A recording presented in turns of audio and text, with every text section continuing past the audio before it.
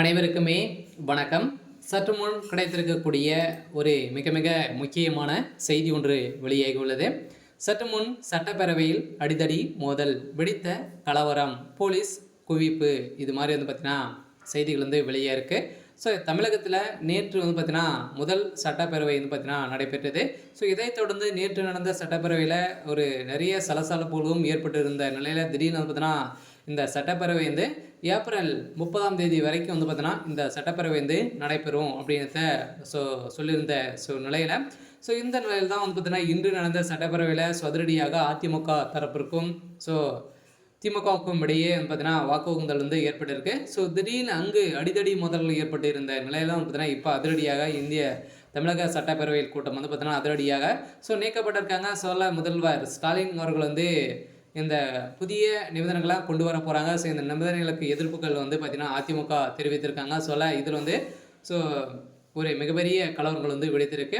இதை பற்றி இந்த வீடியோவில் நம்ம முழுமையாக பார்க்கலாம். அதுக்கு முன்னாடி நம்ம சேனலுக்கு இப்போ தான் நீங்கள் முதல் முறையாக வந்திருக்கீங்க அப்படின்னா மறக்காமல் நம்மளுடைய சேனலை சப்ஸ்கிரைப் பண்ணி சப்போர்ட் பண்ணுங்கள். வாங்க வீடியோக்குள்ளே போகலாம். பார்த்தீங்கன்னா நேற்று தொடங்கியது. இதை தொடர்ந்து தமிழக சட்டப்பேரவையில் பட்ஜெட் கூட்டத்தொடர் முதல் நாளில் 2025-2026க்கான நிதிகளை அறிக்கையை நிதியமைச்சர் தங்கம் தென்னரசு தாக்கல் செய்தார்.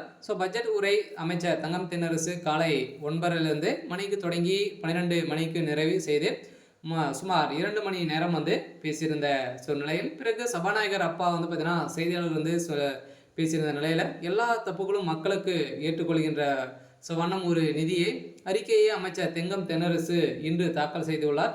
நாளை வேளாண் பட்ஜெட் தாக்கல் செய்யப்படும் என இருந்திருந்த நிலையில் அன்றைய தினத்தை தவிர அனைத்து நாட்களிலுமே கேள்வி நேரம் நடைபெறும்.